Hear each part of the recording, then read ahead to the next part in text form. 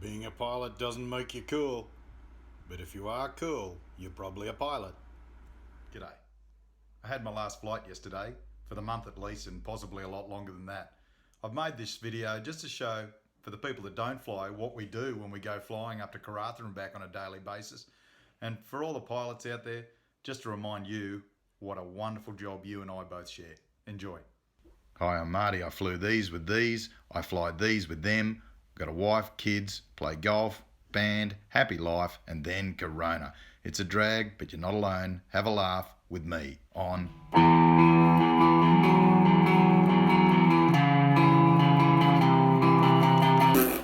Okay, so the ritual begins by ironing a shirt. Attitude of gratitude. If I'm ironing a shirt, I'm off to do what I love. Put on my rank and ID, get a great set of DACs. It's a day trip to Karratha. This isn't long haul. I'm not going to need a Samsonite for the double Frankfurt, but I will need some stuff. I need a phone. Never know when you need to phone a friend.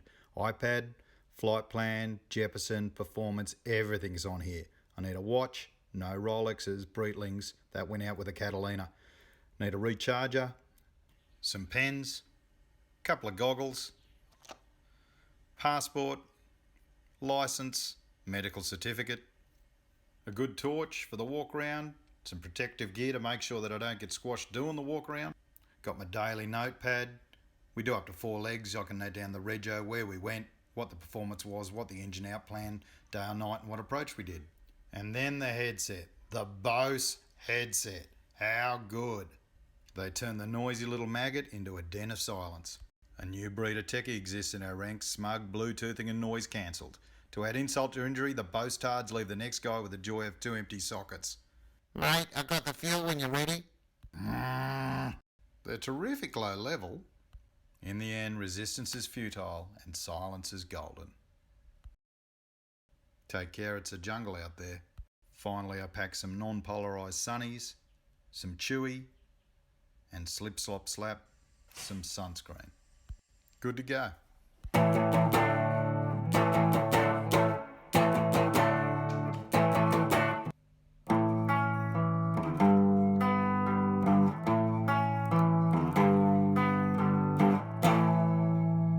Solar powered watch. It's a cracker, it's a G-Shock, but it's flashing low at me. That means that the solar aspect of it hasn't been recharged enough for the watch to run on all cylinders. That's one of the things I think we've got to consider nowadays. We're all isolating, so we're all indoors, but we're not getting enough sunlight. Personally, I burn under a fluorescent lamp, so as a vampire it's pretty good, but digital watches, not so much. Get this look when I'm leaving. Bizarre.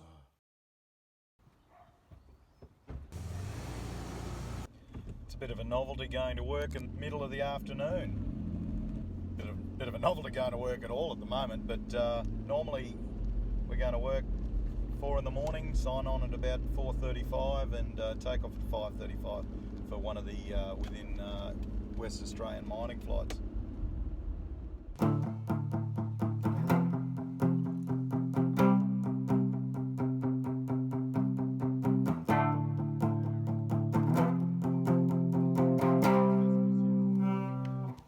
Here's Chris.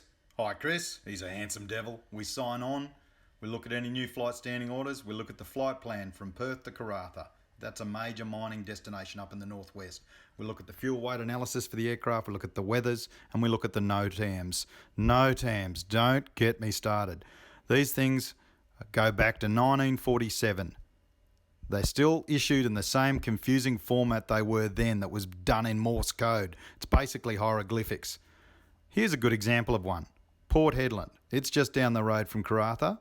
This NOTAM is trying to tell me that for a 2-month period between 7 p.m. and 7 a.m. every night, a taxiway called Alpha, well, its centreline lighting is not available.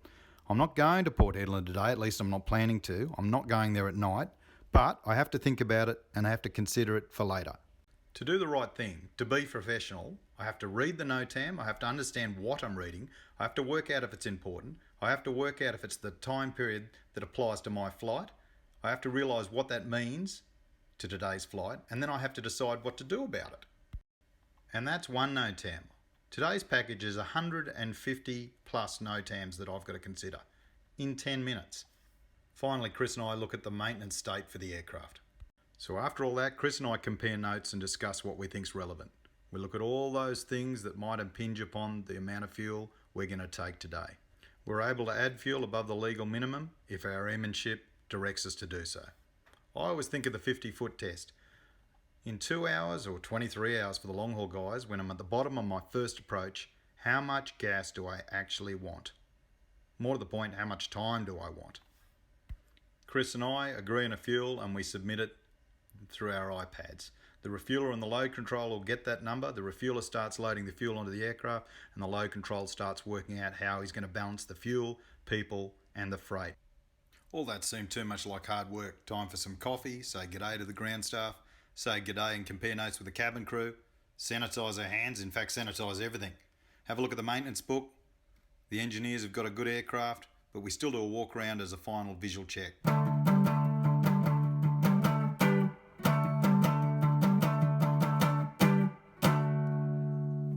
Chris and I do our checks, we come together, we look at the air traffic control clearance, the aerodrome weather, we look at the load sheet from the load control officer who tells us the disposition of the passengers, crew, freight and fuel. We determine our takeoff thrust and flap setting, and we note it down as well as what we're going to do in the case of an engine failure. Say good day to the engineer and he supervises the pushback. Off, up and away. Now I haven't filmed any of the flying stuff. That's because I really respect the flying stuff. Aviation in itself is not inherently dangerous, but to an even greater degree than the sea, it is terribly unforgiving of any carelessness, incapacity or neglect. And this is what makes the job so good. It looks easy, but it's not. We're responsible for many, many people's lives. We sit there and enjoy the view, but we're also maintaining our situational awareness, i.e. what is happening, and at the same time, we're considering the future. What if the speed runs away? What if the weather degrades at the airfield? What if the hydraulic out of system A starts leaking? You know the drill. But none of that stuff happens today and the weather is gorgeous. And an hour and a half later, we track direct to Sweeney via the R&P approach and land at Karratha International. Beautiful. One of our passengers was a first officer from Sydney who's gone to Karratha in this crisis to pick up some King Air work. Good luck to him. G'day Lorcan. 40 minutes later, we're set to do it all over again and return to Perth. Mate, how are you travelling? Yeah, the figures are in. Great. Pre-flight checklist. Pre-flight checklist. Oxygen Tested 100%. tested. 100%. Navigation transfer to space, which is normal. Auto. Window heat on. Pressurization mode selector. Auto. Light engines. Heading 028, altimeter 1010. Heading 028, altimeter 1010. Parking brake. Set. Start leaders. Cut off. Pre-flight checklist complete. Well, mate, threats out of here is, I saw a couple of birds on the arrival. If we hit a bird below 80 knots, we'll reject the takeoff, but above 80 knots, if we don't see any engine fluctuation, I'll keep going in that case. Other than that, I've got no threats. Why have you been doing? Right, let's go for the clearance. 178 radio Cobra 5000, 4070C there. So that was a clearance. We've read it back. That's what we've got loaded there. ATIS, favouring runway 26. We've got 1010 across the chute within limits. Performance for the takeoff 56.2 for the box is what we've come up with. A 24k, 49 degrees D rate, giving us around about 90%. Flat 5 speeds 128, 128, 133. Rest of speeds on the tape. Taxi has under her instructions probably a backtrack with this little traffic and get airborne off runway 26 for a visual departure, intercept the 178 radial. To support that, 262 across the chute, master throttle, valid V2, good heading, good altitude. LNAV VNAV to come. Omni, transitions 10,000, going to cruise at flight level 400 or perhaps 410 depending quadrantal. Down the... What are you calling? that brake segment, take the trucks, thanks mate. Nice. Yeah, we'll get it in a sec, mate, sorry. 4 tonne on arrival, there's no holding requirements in Perth. Mate, reject takeoff procedures, no change to your brief this morning out of Perth. At or after V1, pretty simple, clean up straight ahead. Below 540 runway track, clean up above 800 feet. Back to land, we're light, and flat 15 if we can't get the engine back. Normal ops, I'll have an autopilot in at around about 800 feet. Yep. So I got Wade, what did I miss or add? Nothing. Very much, cheers. Yeah, the job is very black and white, it's very technical, but it's not about that, it's about the people. It's about the precious cargo we take every day and the care we take in delivering them. Whether you're flying to Perth or whether you're going to New York, we should be proud of ourselves because the job we do is second to none. And it's about the people and the sunsets. Look after yourself, boys and girls. I'll see you on the flip side.